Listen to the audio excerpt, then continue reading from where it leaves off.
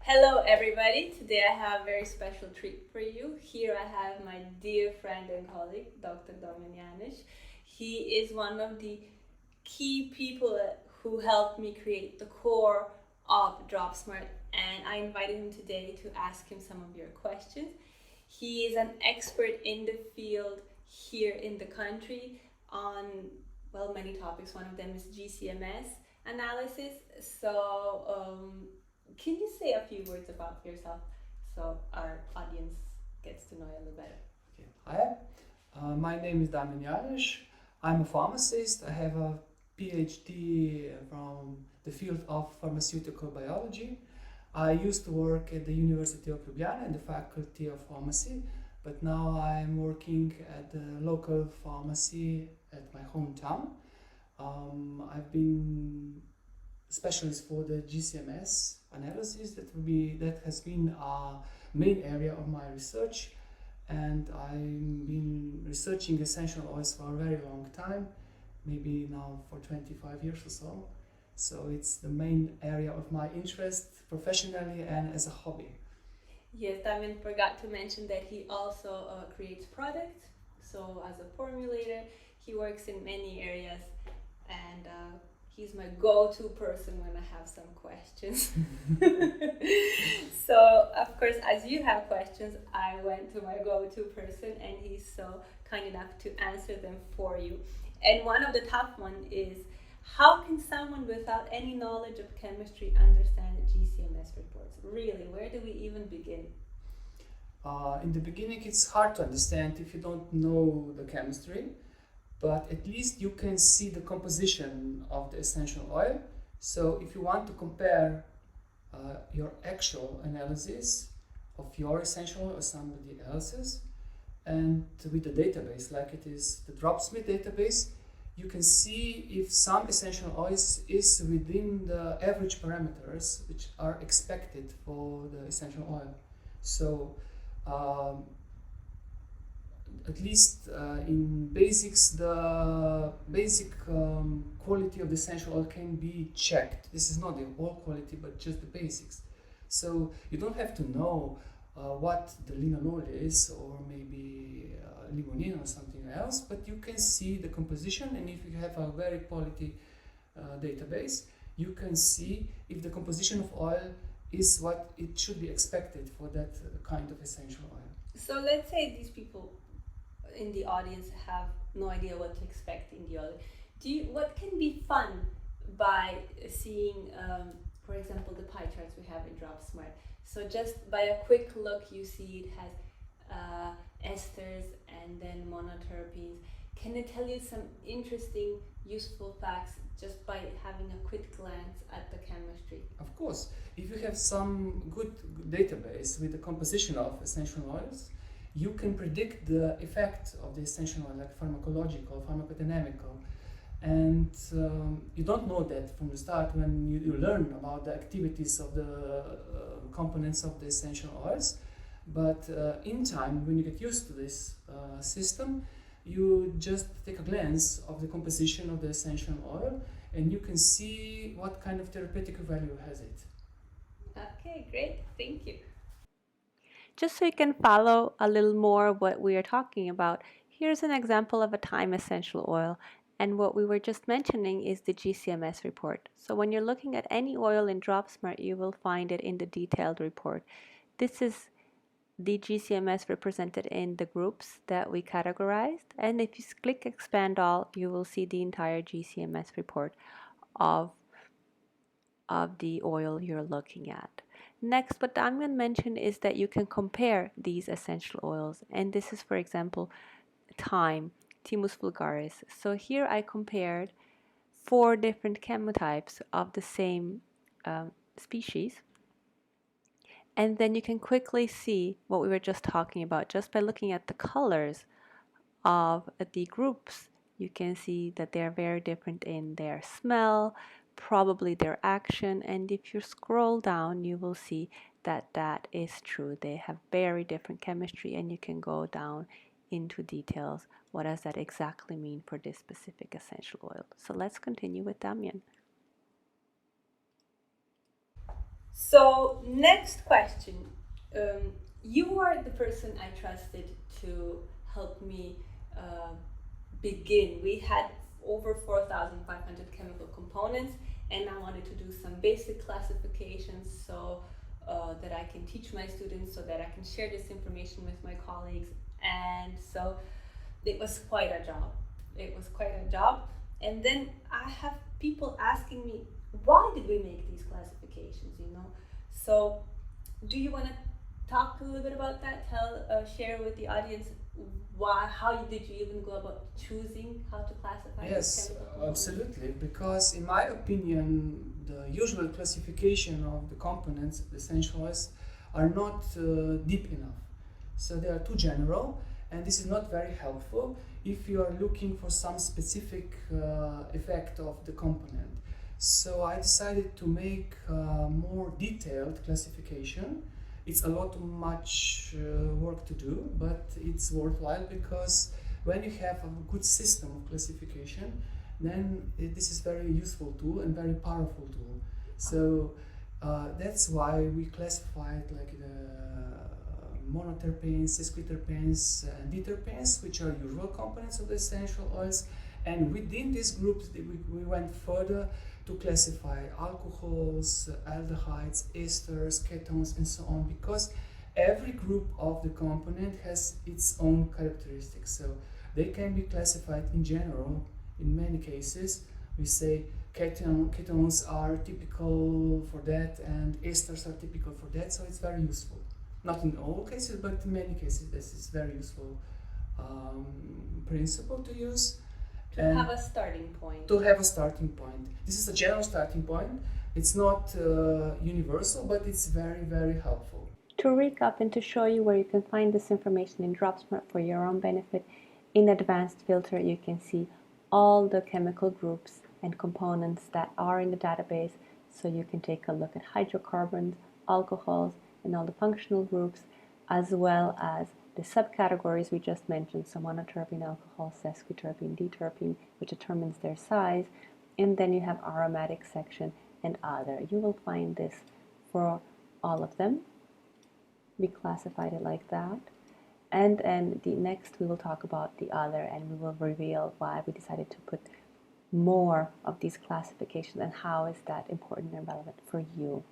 You will find these within every essential oil, so these colors will help you quickly find the groups, and as Damjan mentioned, they can help you determine the smell or perhaps some basic properties of those groups. If you click to any oil and take a look at, for example, this time from the previous example, you will find the GCMS report in the major groups, and then you can again break it down all the way to the chemical component and then read about the benefits of the chemical component itself. So let's continue with the interview. So just to recap, when we started the classifications, we classified this mountain of almost 5,000 chemical components by its size, which you mentioned is the monosesquiterpene. Yes. And then you also chose to classify the aromatics and then everything else. Yes. So can you say why did you add the aromatics? Because sometimes in the text you can see, for example, monoterpene alcohol, sesquiterpene alcohol, but you don't really see aromatic alcohols. Mm-hmm. Yes, as you mentioned, this is very important to classify in different ways. So one classification criteria is the size of the molecule. This is very important because smaller molecules are more volatile and vice versa. So monoterpenes are more volatile than diterpenes, of course. This is one important issue. The second, also very important issue is the functional group. It's very important if some component is alcohol or ester, so they usually differ significantly in the therapeutic value. So that's why we went very in detail in classification in that point of view. The third point you mentioned was the introduction and separation of aromatic components. Aromatic chemicals are usually very different than a non-aromatic or aliphatic. So they are much more stronger in action, if I say so, in simplified language, in the aromatherapeutic way. And that's why we separated them. And there is also one very, very vast group of others, which are usually left untouched in this one uniform group, but I decided to make additional levels because it's not of any use if you have one very large group which is not manageable. So you have to make some systematic organization or order to make it useful as a tool of classification and then to apply it like for the analysis of the therapeutic value of essential oils. So can I share our story, how this happened? Yes, of course. So Damjan and I were going, we were very tightly talking almost every day, exchanging thoughts about this. And we already did 60 classifications, because if you separate each of these functional groups into monoterpene, sesquiterpene, deuterpene, aromatic, it already adds up. And then we were talking one day, he was actually calling me from the car, and he said, Melani, I have an idea. Can we make 30 more classifications? And actually I was thinking the same thing, because we were going over these decisions at least 4 or 5 times. And I was also looking at those thinking, oh, it would be so great to make groups out of them, to maybe see similarities in those, because we never discussed this in aromatherapy. So I was so grateful that he suggested, because I would of course never ask you to do this. I was very anxious to leave this very large group because it was very unuseful. If you have, 1,000 and 2,000, for example, very different chemicals, and they are not classified, you cannot do anything useful with it. Yes. So what we wanted to do is make this useful, make this approachable, simple, and make more sense out of it. But it was very, very hard task to do, because this other group is a very special group because it has so different components, and how to classify them, it was another question to make not too complicated, but still, I'd say, useful for our database. Yes. Luckily, you're very enthusiastic and happy. In good company, you can do anything. So just a fun fact with these classifications, we have been concentrating a lot on the therapeutical use, because you come from that world. But also what our audience doesn't know, that Damjan is great in perfumery. So these groups can tell you a lot about smell as well. So if you don't know anything about chemistry or GCMS, just by looking at those pie charts that are the end result of the classification, you can quickly see, for example, the notes and perhaps even some smells, like esters can be sweet in smell, for example. Yes. You can expect that when you see Yes. a chunk of purple, for example, on the pie chart, which represents esters. You can already expect a sweet smell with a middle note. Very soft, not offensive. So this is the beauty of the Dropsmart database. It's not only aromatherapeutically useful, but it can be used also for the field of the natural perfumery. So you can find some essential oils with a desired profile, olfactory profile. For example, you search, as you mentioned before, something with a sweet and mellow smell, and you search for essential oils with such components. This can be easy filtered out. Otherwise, you have to know all by heart the composition of, or the typical composition of the essential oils. And we already have over 800 essential oils in Dropsmart. So actually, it's easier to learn some general traits of these groups, and then, like you mentioned earlier, if you just take a glance, you quickly know the smell or the note of this oil, some things to watch out if it has phenols, for example, if you are not going to use it as skin, probably. So just by quickly looking at the composition, you can have a lot of idea without ever smelling the oil. Yeah, it's not a problem if you are such a big enthusiast as Melanie as I am, and deal with the essential oils practically every day. You know you know by heart everything. So I know all the composition, I know all the smell, I know, and as you know, all the essential oils which are on the market today. But you have to be in touch with this field every day because you soon forget things. So. For somebody who is not who doesn't have the time or is not so much enthusiastic in that field, I think the use of database can be very, very helpful. Thank you. So another question that comes up often is how is that important for us as end users? So we mentioned some things already: the therapeutic use, the olfactory. So perhaps maybe in formulating we haven't mentioned how this could be useful. Yes, maybe if you want to make a mixture of essential oils with the desired characteristics, maybe in smell, maybe in therapeutical sense, then you can use the database to check what combination can be prepared with the desired composition. So let's say I want to have a mixture with at least 50% of esters, or I don't know, opposite, I want to have a composition which has a high ketone composition, and then you can actually, without any deep knowledge of the chemistry of the oil, with the usage of this database, make a composition with the desired ratios of the components. Otherwise, you have to check in the aromatherapy books or other databases the composition of essential oils, or look at the analysis reports and then recalculate all by hand.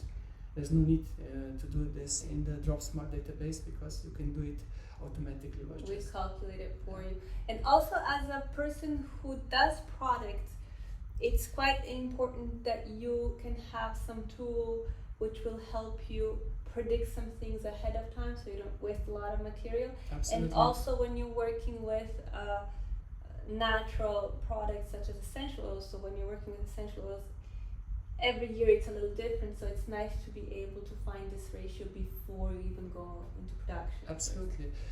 The variation of the essential oils is a key question, because if you have the same producer, they can produce quite significantly different batches within 2 years, for example, because they depend on the weather at least. So this can be very helpful to check the composition of every batch and to make sure you have the desired ratio of components. So also you mentioned you would have, if you don't have Dropsmart, you would have to compare in different databases. So what, in your opinion, as you did use different databases, is the advantage of Dropsmart to other databases you came across with? It can save you a lot of your time. This is definitely the most important. Do you important. have a number, for example, when you say a lot of time, people don't have an idea? Does that means hours, days, years, minutes? In your experience using Dropsmart? Let's say if you want to make a simple mixture of 3 essential oils, then you will have to, if you don't have the Dropsmart database, you have to check the composition of every essential oil, and you have to search different databases. Some of them are accessible, some of them are not directly, so you have to pay for the access additionally for every database. Then you have to extract the relevant data. They are raw data usually, they are not filtered. What Damjan means is we have pharmacists reading through the data and making those decisions for you. Absolutely, and you don't know which are relevant and data of high quality. There is a lot of scientific publications in different magazines or journals, and you have to have a certain level of experience to tell apart of the good and the bad article. Therefore, there's a lot of data on the internet, and it takes you a lot of time to filter the relevant results. this has already had been done in the Dropsmart database. So if I make an approximation, how many time you will need for the 3 oils you mentioned. let's say maybe it depends on your skill of the searching in the databases, maybe a few days or a few weeks. So Dropsmart will save you a few days or even a few weeks if you are already versatile at reading these publications. Yes. Thank you, that is a very good piece of information. So just to finish our conversation on a more personal note, so may I share how we met, so yes, so they can see how involved you are and special to us. So Damjan and I met at the very beginning of start of Dropsmart, and it was when I was still working. I had a non-profit organization and many projects, and my passion was to create this database, but I just didn't know how to get this relevant information you're talking about. I wanted everything to be done by a professional. I wanted to triple check everything, like Damjan and I not triple check, but 5 or 6 times we checked all the chemical compositions, and I had no idea where to even begin. So another friend of mine who is actually a physicist, doctor of physics, I was having coffee with him and he said, why don't you go to the faculty and ask for their help? I said, I can't do this. It didn't even cross my mind. But I did know your colleague Nina at the time, because the two of us already have been lecturing at the same conferences. So I knew her, and I asked if I can meet you to show you my project. And it was you and her there. And I had just pieces of paper, so I came there with 4 pieces of paper, drawn what my Dropsmart's going to look like, and a lot of hope. And I was completely nervous. That's why I remember in such great detail. I never met Damjan before, and there are these 2 top professors on the other side, and I had these papers. And the third sentence that I tried explaining what it is that I imagined, I saw Damjan's eyes light up, and I knew at that moment he exactly knew what I wanted to do. So what I wanted to share with you, the audience, is I wanted to ask you, you were such a big part of the start. If you didn't help me as much as you did, I don't know how I would have started. I would have had to think of something completely different. It was a lot of work. So what inspired you to contribute so much to the project? It's so interesting. I don't remember in such details our first I meeting. remember everything. But I remember very well her sketches or early drawings, because I immediately saw the potential, and I saw, Melani, this is very good. This is something very special, something which never has been done before. And in the second I saw what can be done in this field, and how vast field can discover. So when we started to classify essential oils, I saw this is the right thing to do, because there is a lot of clinical studies, for example, on the net. But the main problem of the clinical study is, for example, it is done with one batch of the essential oil, or there are a lot of clinical studies which have badly characterized essential oils, so they are practically useless for us. So I saw in that moment I saw a very great potential of Dropsmart database, how to overcome the problem of the composition of essential oils regarding the results you get from the clinical studies. So you can do an approximation or extrapolation, which is better to do with or let's say in a different way, it's better to do extrapolation with a very well-defined essential oil in the means of composition, as to extrapolate the results of the clinical study with badly characterized essential oil. So This is actually a great conclusion to what we've been talking about. So if I may translate to our normal folks, what you're saying is you saw the potential of us calculating the properties of the chemical components and having that data more accurate sometimes than if the study is poorly done on the essential oil itself.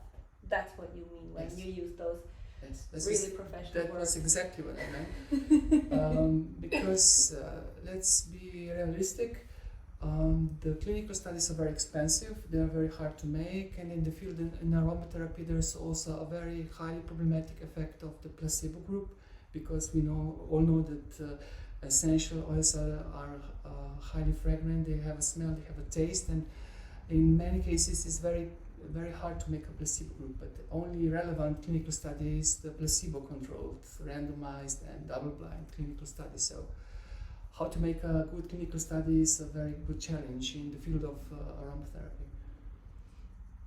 So thank you so much for sharing everything. You'll be hearing more from Damjan because he agreed to answer some more of your questions. I hope that was useful. I hope it answered some of your questions. I'm sure it created new ones. Absolutely. But that was also kind of our intention to evoke newer questions and to develop further.